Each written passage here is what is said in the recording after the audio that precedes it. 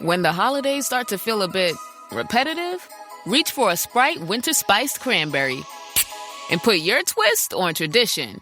A bold cranberry and winter spice flavor fusion, Sprite Winter Spiced Cranberry is a refreshing way to shake things up this sipping season. And only for a limited time. Sprite. Obey your thirst. This episode is brought to you by McAfee. Yes! Playoff tickets! Just need to click here and... Wait, what? Fake site? Good thing McAfee threw the red flag. That would have been $400 gone. McAfee blocks risky sites so you don't pay for seats and other things that don't exist. Plans start at just $39.99 for your first year. That's cheaper than parking on game day. Learn more at McAfee.com/online protection. This episode is presented by State Farm. Having insurance isn't the same as having State Farm. It's like needing the protection of an offensive guard on the football field, but getting an elementary school crossing guard. Sure, they're both guards, but you can only trust one to keep your quarterback safe when the game is on the line. So don't settle for just any insurance when there's State Farm. Like a good neighbor, State Farm is there. Here's my 30-second story with Guinness. As soon as my sister and I get home for the holidays, we don't even unpack. We head straight to our pub.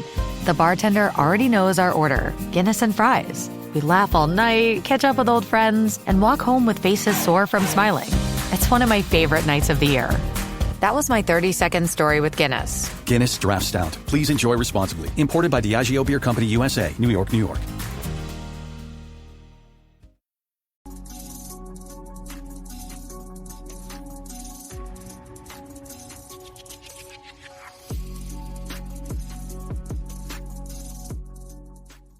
It's finna be a cold weekend, dog.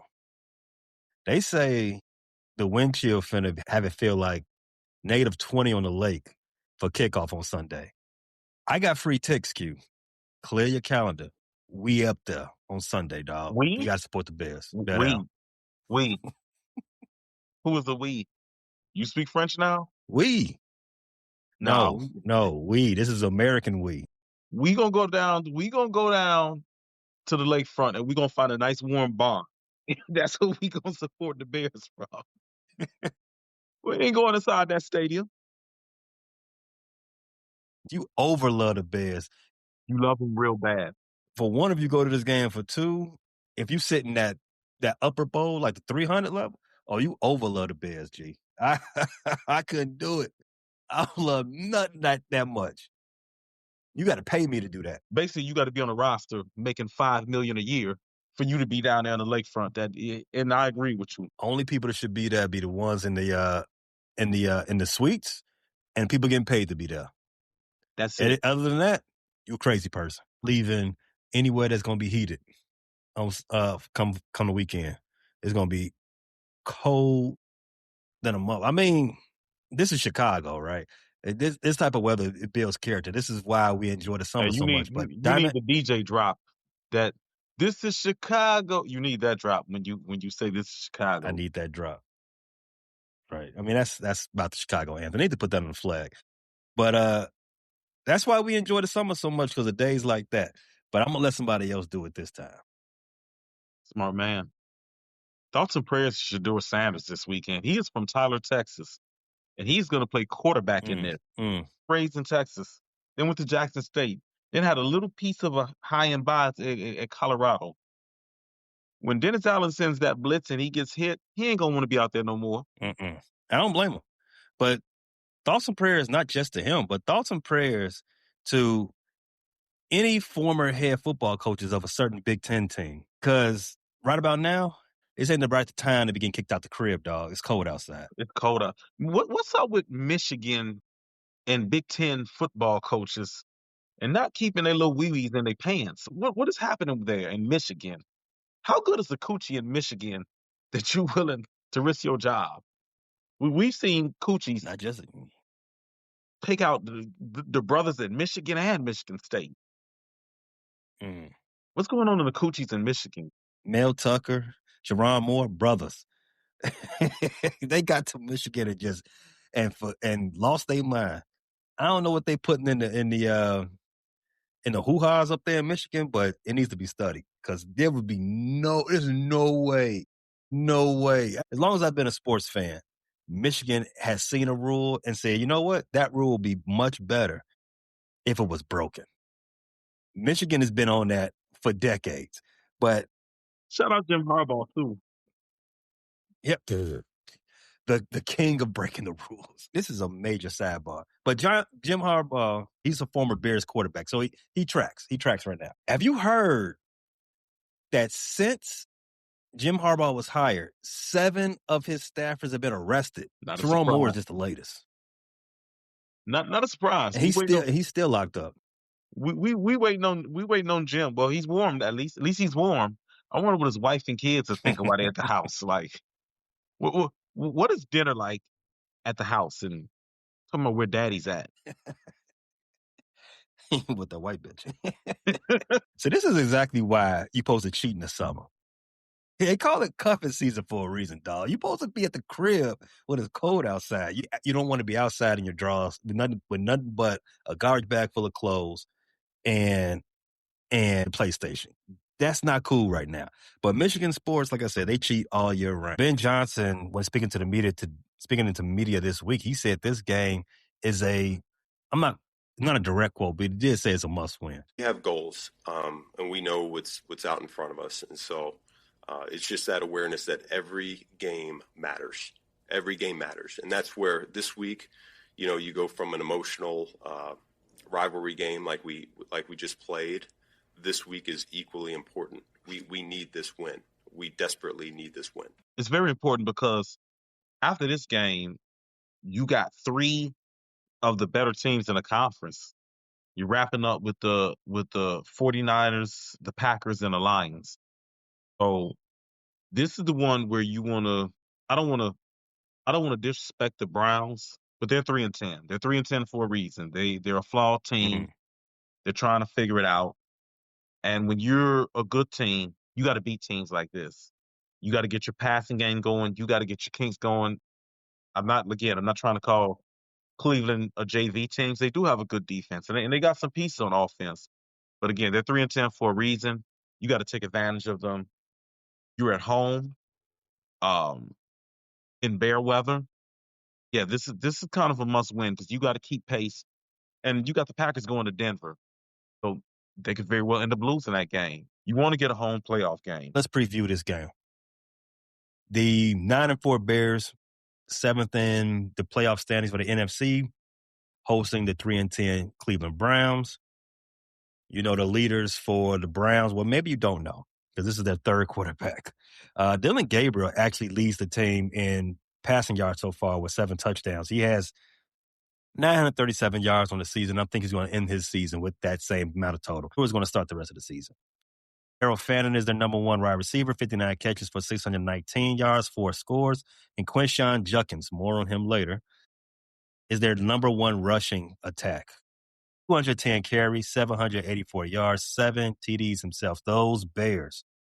You all know the drill. Caleb Williams, 2,908 yards passing, 19 touchdowns through the air. Roma Dunze, 44 catches, 661 yards, 6 TDs. It will remain to be seen if he plays this game. And DeAndre Swift is the RB1, best in the league rushing attack. 173 carries, 837 yards, 5 touchdowns on the season. Cleveland Browns have won the last 2 games in the series against the Bears, 2023 and 2021. But the Bears have won 3 of the last 5. The Bears are a 7.5 point favorite. Total 8.5 now, according to DraftKings. Whoa, that's a low total to have a 7.5 favorite in there. It's very it's tricky. It's a tricky game to bet. That means they don't expect the Browns offense to do much at all. Ooh, we're going to talk about that. Yeah, you see where this is going, Q. Let's talk about the injury report as we go into this game. It seems like this is always the roughest part of these preview episodes, Q, because every week is somebody we have to have is on this player, and we're like, man, I don't know if he's going to play or not, and we kind of need him for this game. So starting off, I think we want to talk about the guy who missed last week that was most important, and that's Rome Odunze. Rome Odunze was limited all this week, Wednesday and Thursday, with his foot injury. Scale of 1 to 5, are you more optimistic that he might play this week? I don't even know where to rank that. Rome he's been kind of beat up for the last, seems like 7-8 weeks. Mm-hmm. Yeah, not more beat up than that wall he hit. Yeah, that too. And then out of nowhere, he doesn't play. The Bears are it's so mysterious with these Bears injuries. I can't be confident at all that he's going to play. I can't. And he's battling a heel, right? Yeah, it's his heel. That Soldier Field, that Soldier Field turf probably is going to feel like concrete with as cold as it's going to be. Oh man, I feel for him. How is he going to plant? So I wish I had more information to give you an accurate grade.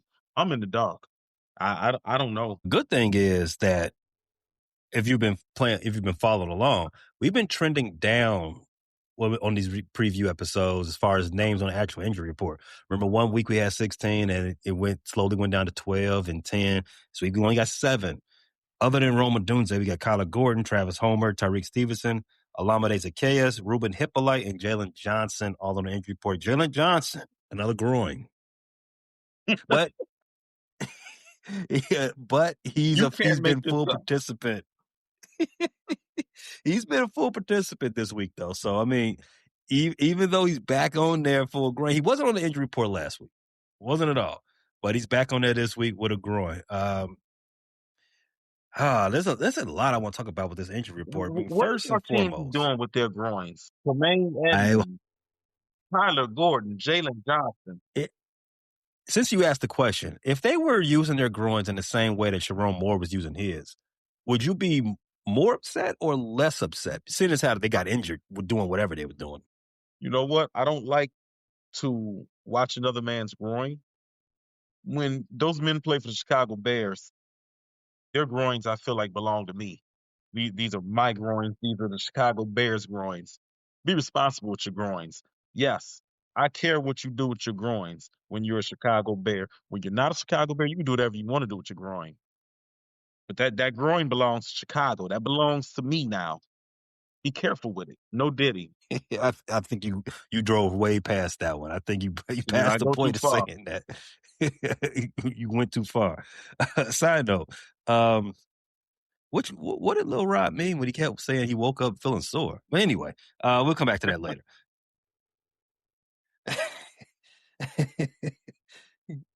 Kyler Gordon, I think him and Jalen Johnson, they deserve their own little special segment right now. Kyler Gordon, he was DNP both days this week with the groin injury that took him out of the game last week. That he injured in warmups. And as I said, Jalen Johnson's on the injury report right now, even though he's been fully participant. Can you imagine the immediate future? Maybe not now, but soon, next year, where neither one of these players on the Bears? Kyler Gordon and who else? Jalen Johnson. No, I think Jalen will still be there. I think the Bears are willing to give Kyler Gordon another chance. He just signed this contract, but at a certain point, your best ability becomes your availability. And Kyler, man, it's multiple injuries. It's not just this year. It's over the duration of his career. When does the patience run thin with Kyler Gordon? I mean, you're not getting a return on your investment right now. And his future as far as this season is completely murky. When do we start having a Kyler Gordon discussion? I think the discussion has already started. If I'm just using what I would assume that a smart front office would be doing, they would already be thinking like, all right, look, so this guy may not be dependable. What's our options when we get into the offseason? I would think that's already started to happen. Now, this year has been soft tissue, hamstring, and now the groin. He's probably going to end up on the IR again. I don't know if we'll see him no more this season. It ain't sounding good about seeing him the rest of the season. Last year, it was a hamstring again. That cost him a lot of games. And before that, he broke his hand. So I want to give him the benefit of the doubt. Like, yeah, it's not like these like it's constant, twist of the ankle, constant knee issues. Shout out to Michael Penix. Well, it's constant soft tissue stuff like hamstrings or groins and like that. It's been a mixture, but they gave him the money. I mean, at some point, you got to say, hey, man, you got to be on the field for us. You got to earn that check. Yeah. Jalen Johnson is not as injured as Kyler Gordon, but he's missed a lot of time, too, the last 3 years. Not only has he missed a lot of time, when he's been here, he hasn't lived up to that number that he's wearing on his chest. And number one, I don't know. I may be a bad Bears fan for pointing this out, but he ain't shutting down no more. You know what I'm saying? Last year we gave him a pass because last year was just shitty all around for everybody. But he didn't have a good year last year, and this year, and you could probably give him a pass for this year because he's been working his way back from not having training camp. He's working his way back from being a groin, but he ain't. When he's been on the field, he's been okay. He ain't been a number one defensive back. But I think next year will be the test for him. But we ain't really seen what we expect out of number one in some years. And since probably 2023. Right. And I don't know, man. Last year was a bad year for him. It wasn't a year that we expect from him. Yeah. And again, the locker room turned on Eberflus. And it was, if you remember, it was him that started it. It was him that called Eberflus out for the way that Eberflus responded to that loss against Detroit. Like it was Thanksgiving. He's the one that I think Jalen wanted to beat him. He wanted to put hands on Eberflus for the Detroit fiasco. Yeah, that's what got Eberflus fired. He got his players cussing him out in front of his bosses. Can't have that.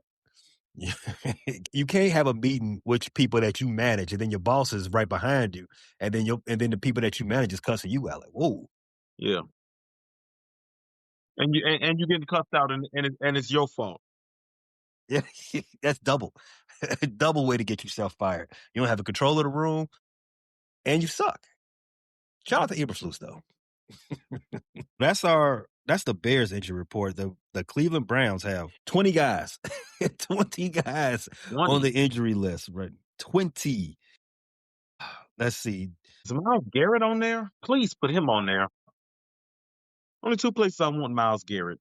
Either on the injury report for this week or on the Bears. It's only two places. I bear down. Hey, that's a bar. Jack Conklin, one of their good tackles, has not practiced all this week with a concussion. I'm not expecting to see him out there. Grant Delpit, one of their rookies, right? He didn't practice Wednesday and was limited on Thursday. Mason Graham has not practiced this week. Shelby Harris, he's been limited this week. Some other names. Your boy, Tevin Jenkins. Oh, Tevin. Right where we expect him to be on the injury list. Right where he's loved to be. He's been limited with his shoulder injury. David Njoku, standout tight end, but he's had a little bit of regression this year with all the quarterback carousel that they got going on in Cleveland. He's on the injury list as well. He has not practiced this week. Dylan Sampson, a running back, not practiced this week. Cedric Tillman, one of their standout wide receivers. He's had a concussion as well, has not practiced this week. Denzel Ward, I know everybody knows that name. He's been an All-Pro before. He's dealing with a calf injury, has not practiced this week. Deshaun Watson, we ain't got to talk about it. And the last name on this list that I think everybody would know is Rashawn Jenkins, butt injury, limited participant all week. Q, we did not hear the name that we wanted to hear, Myles Garrett. We would confer that he would not be available for this game, but hey, you can't make a diamond without going through a little bit of pressure, right? So we're going to have to get it out the mud. We hoped that he would have already broke the sack record before this game. He's 3 away. I think let's start there in our preview. Let's talk about the Bears' offense versus their defense. And I do want to start with Myles Garrett. He's 3 sacks away from breaking T.J. Watt's record. That's right. I call it T.J. Watt's record because Strahan, he ain't get it honest. He ain't get it honest. That's an asterisk on his name. Look who he was dealing with. Look who he was dealing with. The thief. Packers. Even worse. Myles Garrett has had a sack in 7 straight games. Caleb has taken a sack in 7 of his last 8 games, but no more than 2 in any game. Over under, Q. 1.5 sacks for Myles Garrett on Sunday. I don't think he breaks the sack record against us. I think Caleb is too elusive. I think Ben Johnson. I think there's going to be a lot of attention played to Myles. I'm gonna go under. I'm gonna have faith in under 1.5, and that would be a win if you limit him to 1 sack. Yeah, I agree. Remember we talked about T.J. Watt after the Bears game against the Steelers. T.J. Watt's one of them guys. Caleb is good at getting away from guys who ain't really developed their repertoire yet as an elite pass rusher. T.J. Watt step on the board.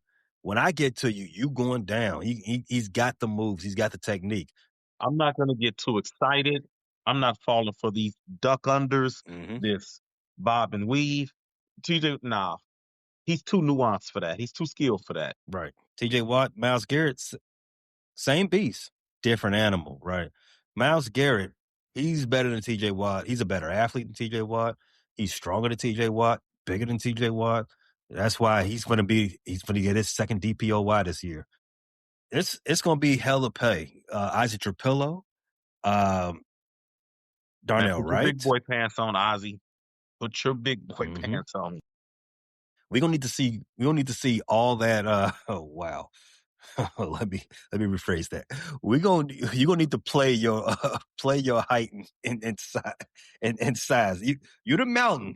I'm gonna need you to stay in front of Myles. Make Myles have to run a mile to get around you. See, the thing about Myles is he could go through you too. This guy's doing anything out there. Did you see the 1 sack where they tried to double team him and he Euro stepped through the double team? This is just ridiculous stuff he's doing. Like, I don't know how you defend him. I think with TJ Watt, you want to get more physical with him. I'm not saying TJ's soft, but he like you said, he's not nearly as big as Myles. I think when you get your hands on TJ, you control him a little bit more. I don't know what you do to Myles. He could bull rush you. He could speed rush you. He could swim you. He could spin. He can juke you. Like, there's some times where he looks like a wide receiver coming off the line where he's just putting on a shifty move and getting to the quarterback. He's got the complete package. I think he's the most complete edge rusher I've ever seen.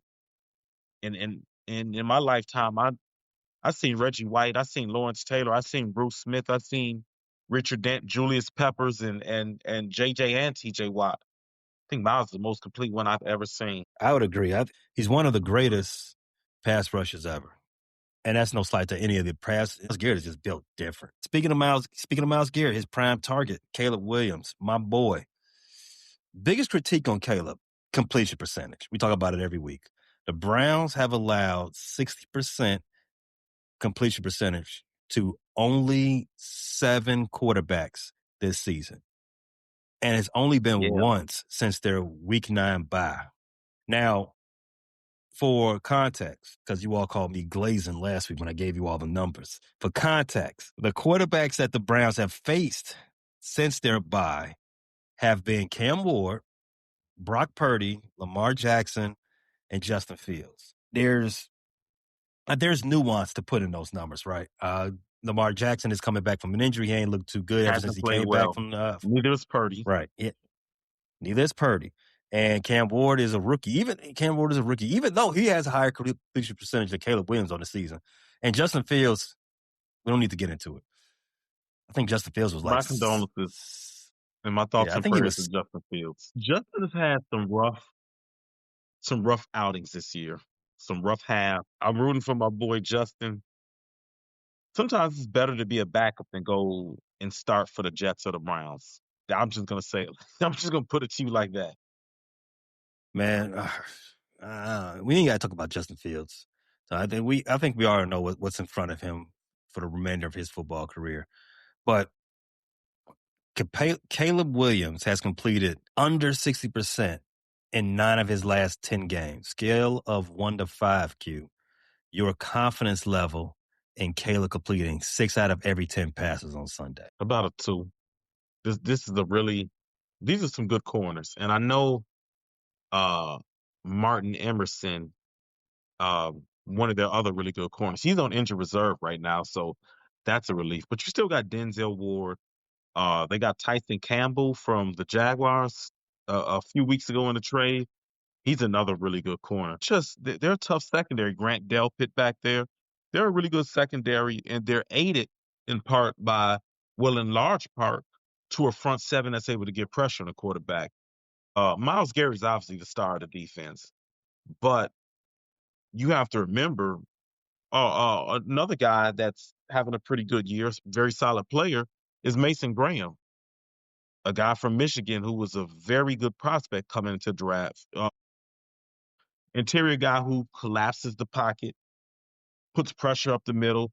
So they're a load to deal with. So I think if Caleb Williams is averaging a little less than 60% completion percentage, I'm not very confident that he will exceed that against one of the better pass defenses and defenses in general in the NFL, especially in the weather conditions. It's going to be an ice bowl. Yeah, it's not gonna be easy, dog. Do you know the wind? It's supposed to be 9 miles per hour on that's not too bad. Sunday. Yeah, That's not too bad. Not too bad. Okay. I mean, in Chicago, that wind could get to up to 20 miles an hour or so, especially off the lakefront. Yeah, I mean, it has been worse, but that's still pretty bad. Every name you named right there, Q. Tyson Campbell, Grant Delpit, Mason Graham, Denzel Ward, they're all on the injury report. Like I said, Denzel Ward is dealing with a calf, has not practiced all week. Oh, he hasn't practiced all week? Hasn't practiced all week. Mason Graham has not practiced all week with his rib injury. Grant Delpit has logged a limited on Thursday. And Tyson Campbell, he has a shoulder injury. He's been limited both days of practice. So if you tell me Denzel Ward doesn't play, I'm moving my confidence in the Caleb completing 60% to a 3. I'm moving it up. Denzel Ward, one of the truly very good corners in this league, who doesn't get his flowers to where he plays at. You know, you're in Cleveland, you're not getting primetime games, you're not getting a lot of attention, you're not getting to the playoffs, you're not getting enough bright lights. Man, I really like Jalen Johnson. Denzel Ward's been a better corner the last couple of years. Denzel Ward's, from my observations watching NFL, Denzel Ward's been one of the top 5 corners the last couple of years. I don't know if I hold Denzel Ward in that high of esteem, but yeah, he is a pretty good corner. He's very good. You look at what he does in man. He's one of the stickiest corners in man coverage around. Caleb has an opportunity to complete 60% on the field, 60% passes this game, off the strength that I don't think there's going to be a lot of passes thrown. I think it's going to be a running game. You did mention it's going to be an ice ball, right? I think the Bears are going to lean on that, a rushing game, and try to set up some play action, stuff like that. The only problem is that Caleb has to be in a rhythm and play on time. As you saw in this last game against the Packers, he didn't complete his first pass damn near the second quarter. He came out the tunnel cold, and literally and figuratively. So this game, if he's going to complete 60%, he's going to have to play on schedule, because I do think the play call is going to be in favor of trying to protect them and try to outmuscle the Cleveland Browns. As I bring that up, after people got over that final play from last week, the conversation then moved to where DJ has gone in the offense. Only 1 catch on 3 targets. Man, -4 yards. And that's without Rome in the offense, because Rome had missed that game. You know how these message boards, I just aged myself. You know how these social media conversations go. People are only trained to talk about the negativity and the friction, and people swear that Caleb and DJ are beefing. just because of the lack of productivity from DJ this year. I've seen some ridiculous takes. I saw several that said Caleb purposely doesn't throw to DJ, even if in a game-winning situation, that he doesn't like DJ that much that he'll sacrifice his statistics and a touchdown to overlook DJ. Why? You have the same arguments from people that swear that the Browns are sabotaging Shaduer. We'll talk about that in a little bit. These are the same people who think the earth is flat, too. What's your opinion, though, on DJ's involvement in this offense as we've seen this season? I don't think there's some plot by Caleb to sabotage DJ, but I do think there's definitely some chemistry and some communication issues between DJ and Caleb. I also think that Caleb, as opposed to Justin was more willing to give DJ those 50-50 balls to fight for it. Caleb doesn't trust DJ with the 50-50 balls. And I know DJ's not your prototype for the guys you want to throw a 50-50 ball to. He's 5'11", 6 foot, not really long. But DJ, in his career shows he can catch those contested passes. I would like Caleb to give him more opportunities. I think DJ's involvement in the offense, one of the issues has been that the passing game just hasn't been clicking, and the running game has. And Ben Johnson and the Bears have leaned on the running game. So there's been less opportunities in the passing game. I think there's also lots of mouths to feed. I think all of these come into play when you talk about DJ. I don't think DJ has played his best football either. I don't think his routes have been as crisp. I don't think he's got the separation that he was getting a couple years ago. So I think all of these factors come into play with DJ's role in the offense. He's also seen about 3 or 4 different offensive coordinators in the last 4 years. And when you see multiple different coordinators, you're in multiple different schemes, multiple different offenses, multiple different game plans. So I think Luke Getsy, there was a concerted effort with Getsy and Fields to get the ball to DJ Moore, to make him the primary target on a lot of routes. It just hasn't been the same with these other coordinators that we've seen lately. I'm with you. I don't necessarily believe there's some type of underground narrative, but intentional way to sabotage DJ's numbers. I mean, if it was anything like that, we definitely heard about it, right? But even through all of this, even through DJ and Caleb struggling to connect, DJ is still second on the team in targets. He's still second on the team in receptions. And after last year, he led the team in targets. So the narrative that Caleb is actually, intentionally sabotaging DJ, the numbers don't bear out. But also, I mentioned the running game earlier. I mentioned that I expect this game to be heavy focus on the run. So which means that the opportunity for Caleb to get 4,000 yards gets even slimmer. Because I don't think he ain't going to get to the 260 he needs to average. He ain't going to get 260 this year, this week. I don't see it happening because this is going to be a running game. Cleveland's defense, they are the league's best run defense, but the Bears are the league's best run offense when we talk about success rate. I'm going to ask you a question. Obviously, bear down, right?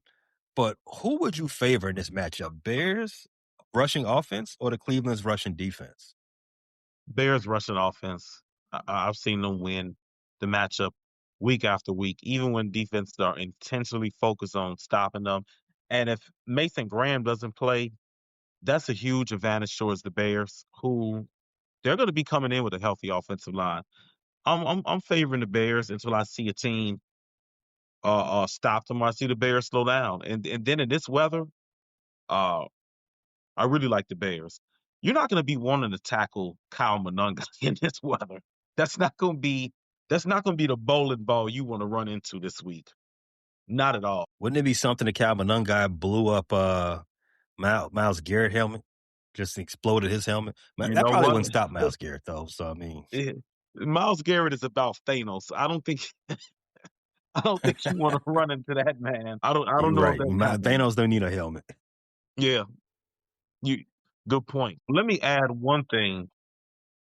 The Browns' run defense been showing some chinks in the armor the last few weeks. Tony Pollard put belt to them last week. Tony put some belt to them, and and Tony wasn't doing anything. So, shout out to the people that owned him in fantasy. You would know more than anybody. Tony hasn't been doing nothing. So let me add that in. I'm confident the Bears will be able to get their way running the ball against Cleveland. I got that man in 3 different leagues, thinking he was going to be the sleeper of the year. Now. Did you waited to win? Did you keep him? You can't. You don't cut running backs. Opportunity is the most valuable thing in fantasy football. RB1, no matter how bad the offense is, he's still an RB1. Yeah. Right.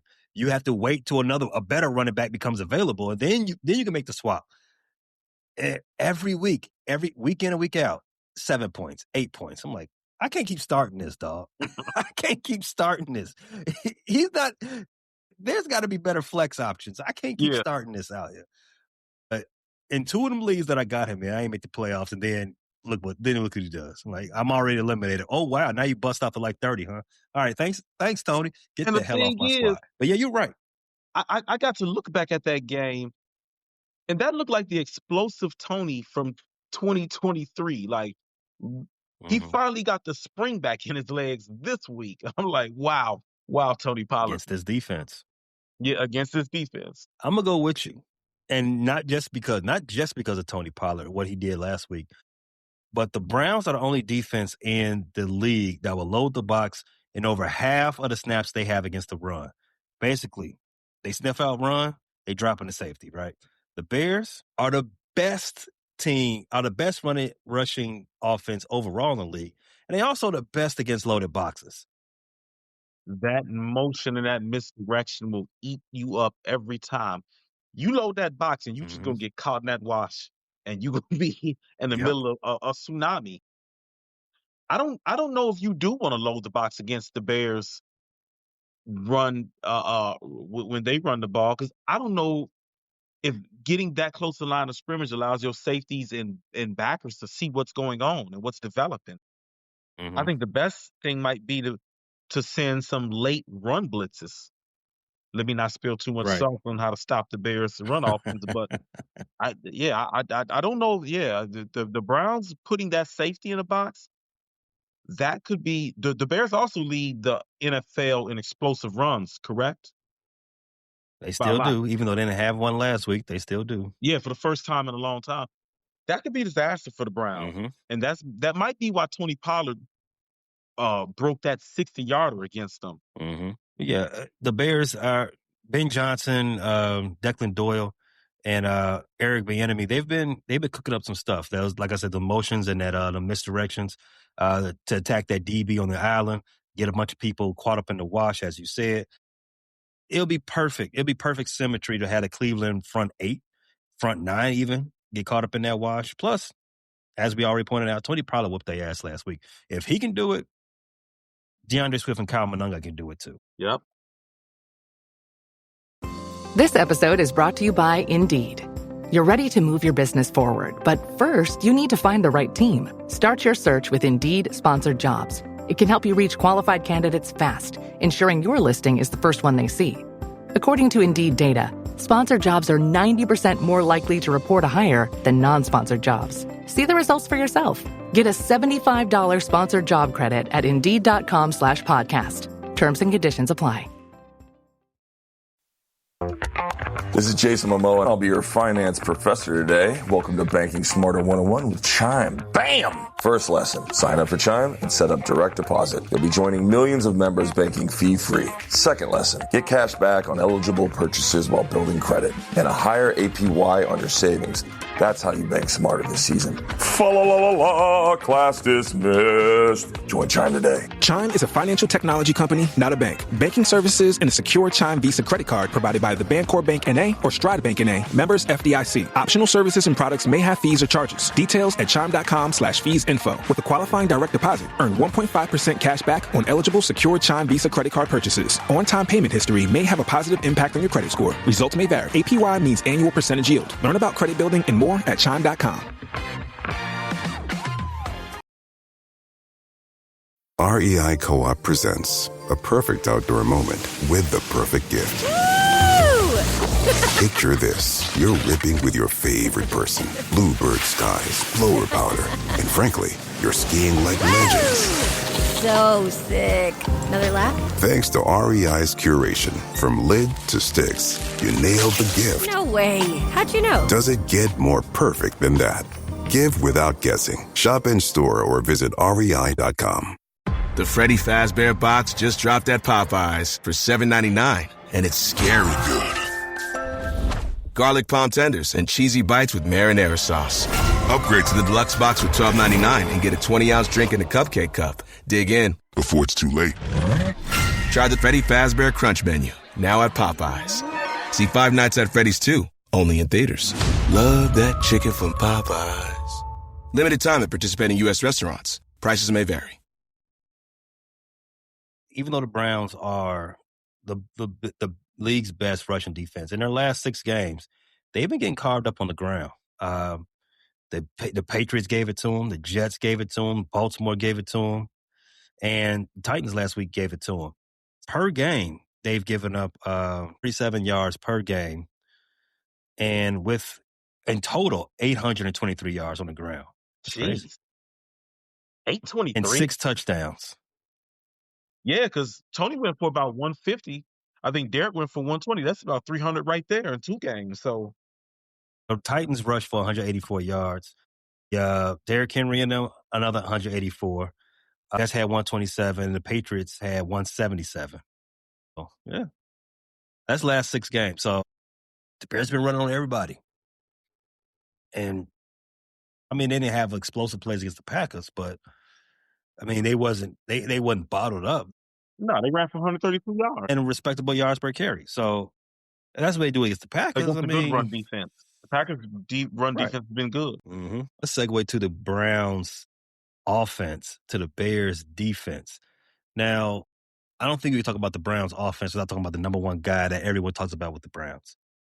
Quinshon Judkins. That was a joke. The only person that people talk about as it relates to the Browns is Shaduer Sanders.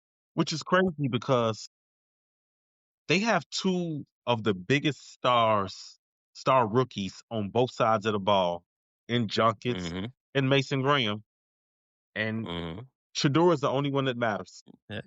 Hey, you got to flash that watch. They don't flash watches like Shaduer do. Now, for me, I ain't no Shaduer Sanders fan.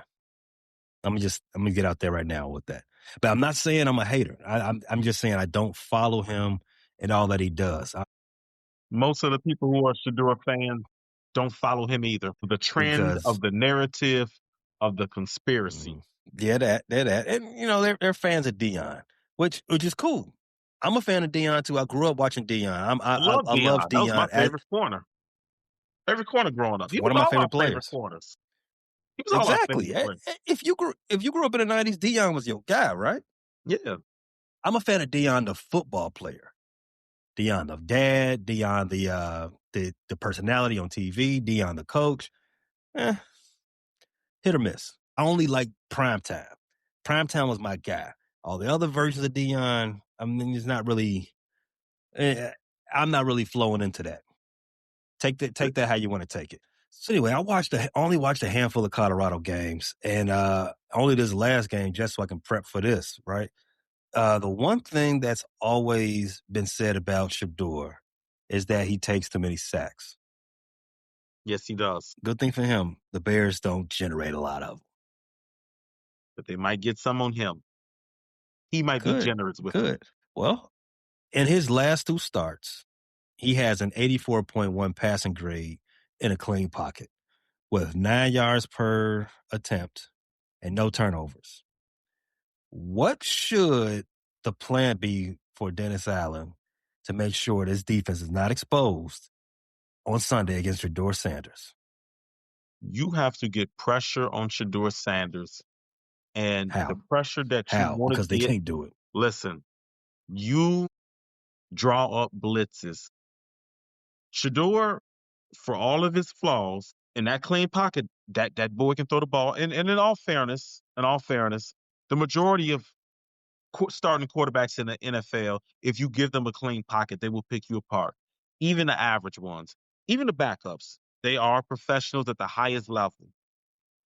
If you give Mason, what's the kid we played for the Steelers, Mason Rudolph, if you give him a clean pocket, he's gonna burn you. So I think with Shaduer, he had a wonderful game against the Titans. But and man, the Shaduer fans be killing me online because I don't see him as a elite quarterback prospect with a high upside. So don't hate me, Shaduer lovers, but I know the game against the Titans was y'all, was y'all Super Bowl. But a lot of the yardage came in the second half. The game kind of with them the game was never really out of reach, but they were in pure throwing situations. They had to throw. A lot of those yards came then. So I've had a few friends. They don't know if they're Bear fans or Shaduer fans or Deion fans, like you said. Shaduer's going to shred the Bears defense. I don't see that happening. I think what Dennis Allen needs to do is the same thing he did when he saw Spencer Rattler, a young, inexperienced quarterback, disguise coverages, give him the cover 3 looks, and give him these blitzes and show him various looks at the line of scrimmage. Mug the A gaps. Have pressure coming off the corner. Have guys stunt. Have guys drop into coverage from the line. I think you do that, and I think we can get out of there with a very good defensive performance. I'm not convinced that Shaduer's week against the Titans was some turning point. I think he's still the Shaduer we saw that came in against the Ravens. He's still the Shaduer we saw against the 49ers. And even in the win against the Raiders, which is an awful defense, I think we saw him throw an interception in that game. I think Shaduer against the Bears defense, you leave with 2 interceptions. You leave with 2 turnovers, and you leave with a handful of sacks. That's what you do. Shaduer, yeah, he's a rookie quarterback. You said it right. You give anybody a clean pocket, they're gonna probably cut you up. Over under, Q. 1.5 touchdowns for Shaduer Sanders. Throwing. It's a good number. That's a good bet. I like that too. One, the elements. I don't think it's going to be enough of a passing offense for either team. So with that being said, I'm going to talk about the rushing offense for the Browns because I don't think there's much meat on the bone for Shaduer Sanders. He's not a good rookie quarterback. He may be good for Cleveland, but for everybody else, not a good rookie quarterback yet. I'm not calling him a bust. I'm not calling him J.J. McCarthy. I'm just saying I don't think the Bears should be overly concerned with Shaduer Sanders. They should be overly concerned with the Browns in general because this is a trap game. It has all the makings of a trap game. But the offense for the Browns is not the biggest concern. And since we're talking about the offense, Browns' rushing game is led by Quayshawn Judkins. Judkins, you was really high on him in the pre-draft process, Q. Yeah, wanted him bad. I liked him. Liked him as much as I liked any running back in the class. Mm-hmm. He's, as I said, on the season, he's got 700 and some odd yards so far this season. He's not having a bad rookie season. Does he lead all rookie running backs in rushing yards? I think so. Yeah. I think so. I know he's got more than Ashton Johnson. He has more than Ashton Johnson. I know he has more than Cal Monungai. Omarion Hampton, he's been out most of the season. It's between him and Travion. And Travion has been behind Ramon. I don't think Ramon are going to be there next year, so. I don't think so either. And this is with Quayshawn Judkins missing, the first 3 games of the season? Yeah. 2. All right. The last 6 games again. The Browns have averaged 99 yards on the ground. They have a total of 595 yards, 3 touchdowns. Not that impressive in the last 6 games, right? The Bears' rushing defense, we've talked about it ad nauseum before. Bears rushing defense has been bad at times. They let Josh Jacobs look pretty impressive last week. I mean, he didn't kill us, but Bears didn't stop him at all, especially that crucial I was going to say a drive in lot the of the fourth Josh quarter. Jacobs yards came on about 2 carries. He really did it. I mean, he got a lot of yards after contact. He was moving forward all game. Well, he ran for about 83 yards though. Yeah, you can say most of the yards came on 2 carries, and I mean that wouldn't be a misnomer. I mean that wouldn't be a lie, but he was imposing against the Bears defense. He definitely was tough in a lot of short yardage situations. Mm-hmm. He definitely was running angry, and it was more the timely runs than just running down our throat. I get what you're saying. It was when we really needed a stop. Jacobs wasn't getting stops. Bears are 27th in the league against the rush. They are 132. They give them 132 yards per game. Scale of 1 to 5. Do you think, scale of 1 to 5, where's your confidence level with the Bears being able to stop Quishon and the Cleveland Browns rushing attack? A 2. I think we can hunker down like we normally do in the red zone. But Quishon he's a Josh Jacobs clone. Big physical guy. I think he's got a little bit more speed than Josh Jacobs. But that guy's hard to stop. 2.5. I mean, he's going to get plenty of opportunities. Mm-hmm. And you know they're going to run the ball. You know when these weather conditions, so buckle up. Is TJ healthy? Because he seems to pop up on the injury report. I didn't hear you call his name. Not on the injury report. Ooh, nope, not on the injury report. Cody good? Cody's not on the injury report either. Grady Jarrett good? Not on the injury report. Let's bump that up to a 3. I'm going to give my boys a chance. We say all this, and somebody else that wasn't on the injury report last week missed the game because, you know what? I'm not putting that juju out in the air. So because this game is definitely going to be won by the more physical team, and I know it's football. The more physical team wins every game. But because I think this game is played in such extreme weather conditions, it's even more so a thing. Quishon Judkins, he is a big body, and he runs behind his pads, as all of our Pop Warner coaches try to teach us. We're going to need TJ Edwards out there roaming free and making his presence known. I want to see a better game than TJ played last week. I don't think TJ had a bad game last week, but, I mean, I need to see a better game. I need the Bears as a unit to tackle better. I need them to be the more aggressive team on Sunday. It was cold against the Packers. This is going to be a lot more colder than that. At least 10 degrees off the top. Their attacking performance last week in the clutch moves its way until this week.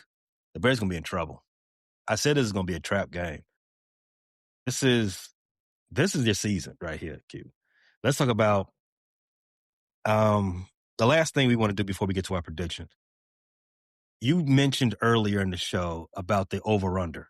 38.5 right now for DraftKings. You said you think Vegas doesn't predict that the Browns can score the ball, right? 7 times total. 4 times this season, 3 times last season. Okay. My CPS. In the last 30 games, they scored 20 points, over 20. They scored 20 or more 7 times. It's a bad offense, Q. Even with Shaduer Sanders, I think it was an upgrade, actually, over what they have been doing. Joe Flacco, Gabriel, what's his name? Gabriel Dillon or Dillon Gabriel. Shaduer Sanders is an upgrade. Quishon Judkins is an upgrade. They're going in the right direction. But the offense is still who they are. The Browns are still who they are. And if you were betting, I would look good and hard at that over-under number, because it might I would look good and hard at that over-under. It might hit the under. The under might be in play in this game based on the weather, based on these two teams that are playing. The Bears, Remember, we've talked about the Bears a lot this season as far as their offense, even though their passing offense has been a work in progress. As I've said on this show before, I think it's the thing that's holding the Bears back. They're still top 10 in offense as far as points per game is concerned. Almost 26 a game. The Bears just hit their average. If they just shoot their normal 26, the Browns shoot their normal of 17. The Bears win this game easily. So let's talk about our prediction. I'm going to go with a methodical game, cautious by Ben Johnson, couple explosive plays, Monangai and Swift both over 70 yards, and the Bears pick off Shaduer twice, hack him 4 times, and get out of there with a 24-10 victory. Bear down. I'm going to go 2010 in favor of the Bears, sort of, close to where you was at. The weather's going to be bad for both teams. Both teams got to play in the elements. The tougher teams are going to win. And I want that to be the Bears. I want Cleveland to be thinking about Cancun. I want the Bears to be thinking about the playoffs. And that's what's got to lead both teams in that direction where they're going to go Sunday. They go step out there on that lakefront. I'm like, damn, it's cold. And I need Cleveland to just say, you know what? We only got to do this for a couple more weeks, and I'm in Mexico. I want the trajectory of both teams to loom heavy for both squads. The Bears got unfinished business. The Bears got to finish what they started, and that's a season that's headed towards the playoffs. Cleveland, they know where they're going. They're still rebuilding. They've been rebuilding ever since they got rid of Baker. Bears win 20-10. It's going to be an ugly game. But I need the Bears fans to feel good. Even the ones that's going to show up, don't make them show up in vain. I've been there.